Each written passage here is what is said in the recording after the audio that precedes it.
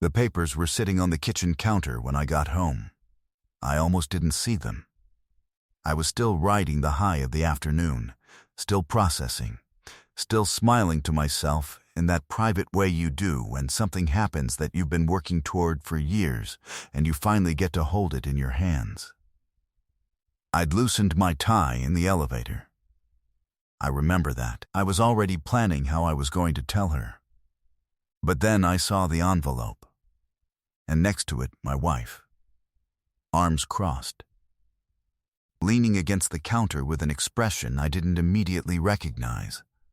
Not angry, not sad. Something more settled than either of those, like a decision that had already been made and she was just waiting for me to catch up. "What's this?" I asked, though some part of me already knew. "I think you should read it," she said. So I did. Divorce petition. Filed that morning. My wife of 9 years had walked into a courthouse on the same day I'd been called into my CEO's office and handed the biggest moment of my professional life, and she had begun the legal process of leaving me. I set the papers down on the counter. I looked at her, and I said, very quietly, "Today?" She said yes. She said she'd been planning it for a while, and today had felt like the right time. She said she hoped we could be mature about it. I nodded slowly, and I did not tell her about the promotion. Not that night, not for a while.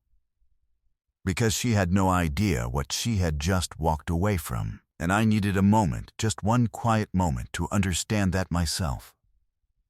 Let me tell you who I was when I married her, and who I was when she left, and why those are two very different people in ways that matter enormously to this story. Her name was Michelle. We got married when I was 29. I was at the time a mid-level project manager at a mid-sized logistics company. Decent salary, solid benefits. Nothing that made anyone's eyes light up at a dinner party, but honest work that I was good at and took seriously. Michelle was in marketing, creative, social, the kind of person who fills a room without trying. We made sense on paper. We made sense in person, too, for a long time. But I had ambitions that ran deeper than my title suggested. I always had. I'd spent my 20s building the technical knowledge and the leadership instincts and the relationships that I believed would eventually compound into something. I wasn't loud about it. I wasn't the guy at the party talking about his 5-year plan. I just worked. Quietly, consistently, with the kind of patience that either pays off or kills you. In year 3 of our marriage, I left the logistics company and joined a mid-sized tech firm as a senior operations director. Better title, better trajectory, roughly similar pay during the transition. Michelle was supportive. Mostly, though, I remember her noting, more than once, that we'd taken a financial step back and she hoped it would be worth it. I told her it would be. She said she hoped so. By year 5, I was running a full division. The pay had grown significantly. We bought a better house. We took real vacations.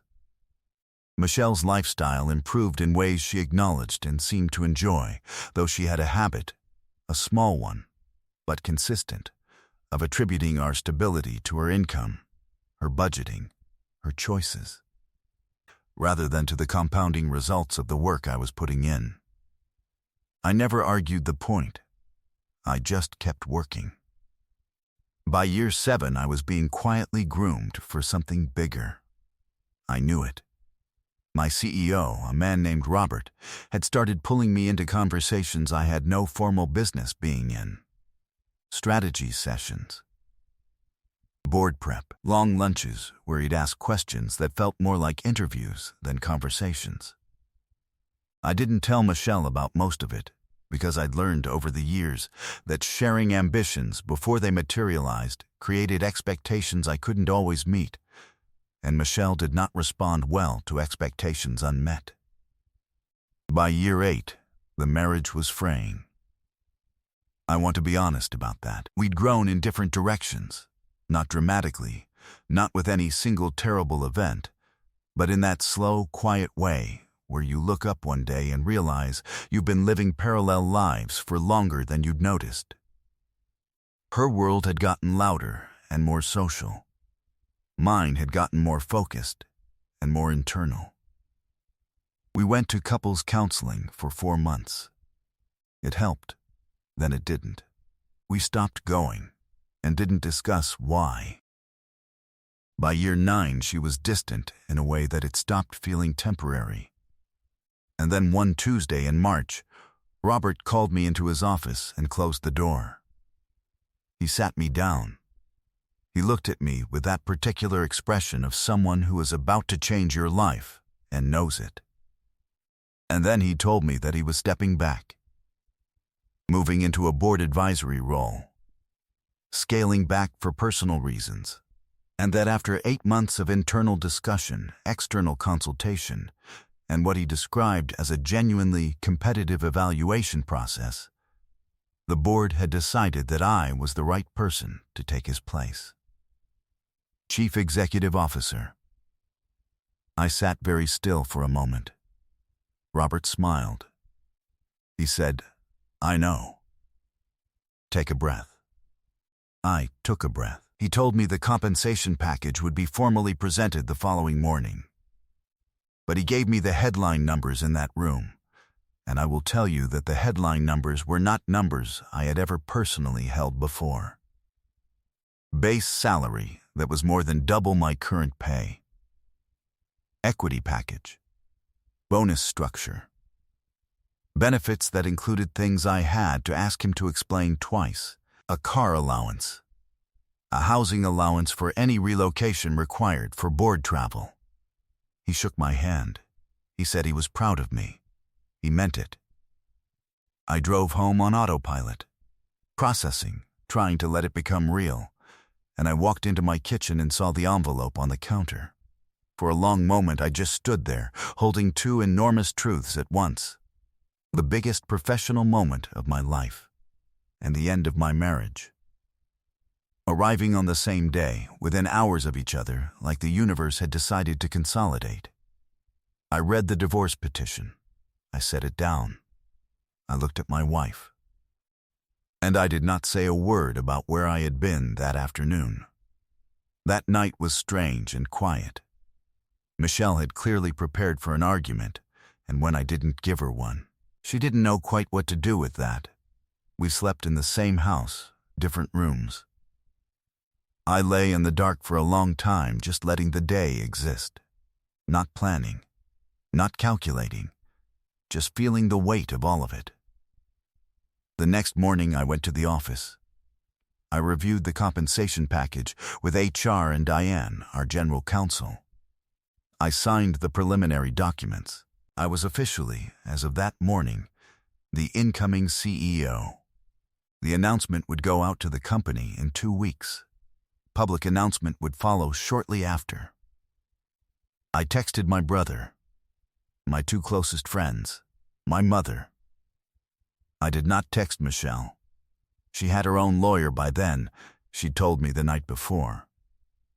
His name was apparently Patrick. I engaged my own attorney, a sharp woman named Carol, who'd been recommended by a colleague and who had, within 48 hours, a very clear picture of our marital assets, my current compensation, and crucially, the incoming compensation that would take effect in 30 days. Carol asked me, in our first meeting, whether my wife was aware of the promotion. I told her no. Carol looked at me for a moment. Then she said, "Okay, let's talk about timing." Here's what Carol explained to me, and I want to be clear that I am not a lawyer and nothing in this story is legal advice, but in many jurisdictions, marital assets and income are generally calculated based on what exists at the time of separation or divorce. The question of when exactly that line falls and what counts as a marital asset versus a separate one can be argued in various ways depending on the specifics. My promotion had been announced to me on the day she filed. I had not yet signed my new contract. The timing mattered. Not in any underhanded way. Everything that followed was completely above board and fully disclosed in the proceedings. But timing, Carol told me, has a way of clarifying things. And there were aspects of the equity compensation, in particular, that had distinct legal characteristics when it came to how they'd be classified. I told Carol I wanted everything handled honestly. I wasn't looking to hide anything or game anything. I just wanted things to be accurate. Accurate I can do, she said. Michelle's lawyer, Patrick, was apparently not expecting the scope of what he was dealing with. The initial asset disclosure, which again was complete and transparent, landed differently than Michelle had anticipated. I know this because Michelle called me 3 days after the disclosures were exchanged and said, in a voice I hadn't heard from her in years, "What is this?" I said, "What do you mean?" "Your compensation," she said. "This document. What is this?" I told her I'd been promoted. A pause. "To what?" I told her. Another pause. Longer this time. I heard her breathing.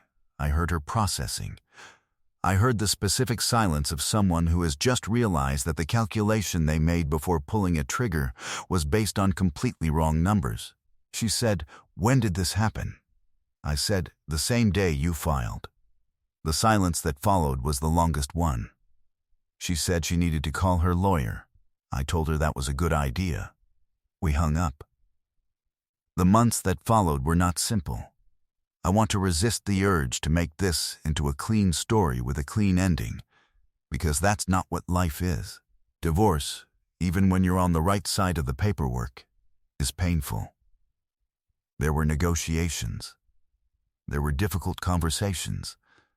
There were moments where I questioned decisions, not legally, but personally. Moments where I looked at the woman I'd spent 9 years with and felt the grief of it, despite everything. Michelle's attorney pushed back on several points. Carol handled it. The equity question was argued, resolved, and ultimately settled in a way that was fair by the letter of the law and the spirit of disclosure. Michelle received what she was legally entitled to, not nothing, not a fraction. But not what she had been picturing when she decided that a Tuesday in March was the right day to walk into a courthouse. What she had been picturing, I later understood, was a clean exit from a marriage to a senior operations director. A good settlement, a fresh start, and a chapter closed on someone she decided had reached his ceiling. She had not pictured this. She had not, in 9 years, apparently believed that the quiet, patient, consistent work I was doing every day was going to become what it became. Or maybe she had, and she'd waited too long. Or maybe she simply hadn't been paying attention. I think about that a lot. How long I had spent working towards something she didn't take seriously enough to wait for. The divorce was finalized 7 months after she filed. I moved into a new apartment, a good one, in a building with a view I would not have been able to afford 2 years prior. I had movers. I had a very different life than the one I'd had on the morning of that Tuesday in March. I had a driver now. That detail still catches me off guard sometimes. About 4 months after everything was finalized, I ran into Michelle at an event, a mutual friend's birthday. She looked well. Genuinely, I mean that. She looked like someone who had been recalibrating and was somewhere in the middle of it. We talked for a few minutes. Polite. Not warm, but not hostile. The particular register of 2 people who were once everything to each other and are now carefully civil strangers. Before she walked away, she said something that I've thought about a lot since. She said, "I didn't know." Just that. 3 words. I said, "I know you didn't." She nodded. And then she went back to her group, and I went back to mine. I don't think she meant it as an apology. I don't think I needed it as one. I think she just needed to say out loud, to me specifically, that her decision had been made without full information, that she hadn't known what she was walking away from. And I think she's right. She hadn't known. But here's the thing I keep coming back to, the thing that feels most true when I sit with this story. She had 9 years of information. 9 years of watching me work. 9 years of watching me take calculated risks, absorb short-term discomfort for long-term gain. Stay patient when patience was hard. Stay focused when it would have been easier not to be. 9 years of evidence. And she looked at that evidence and concluded that I had reached my ceiling. The position I was promoted to is not a ceiling I ever imagined touching from where I started. But I imagined something. I always imagined something. And I worked for it, quietly, every day, in ways that apparently weren't visible enough to count. That's the part I carry with me. Not the victory, not the numbers, not even the look on her face when she understood what the timing meant. The part I carry is this. Some people see what you are. And some people see what you currently appear to be. And those are not always the same person. The gap between them is where the work lives. The quiet, unsexy daily work that either compounds into something extraordinary or doesn't. It did. She filed on a Tuesday. By Friday, I had a new contract, a new title, and a completely different future than the one she'd calculated when she decided she was done. I don't tell this story to gloat. I tell it for the people who are currently in the gap, in the middle of something, grinding through something, holding on to something that hasn't paid off yet, while the people around them make quiet conclusions about your ceiling. Hold on. Pay attention to what you sign. Read every document. And do not, under any circumstances, assume that someone has reached their ceiling just because you can't see the top from where you're standing. Sometimes the promotion lands on a Tuesday, and sometimes it lands on exactly the right Tuesday.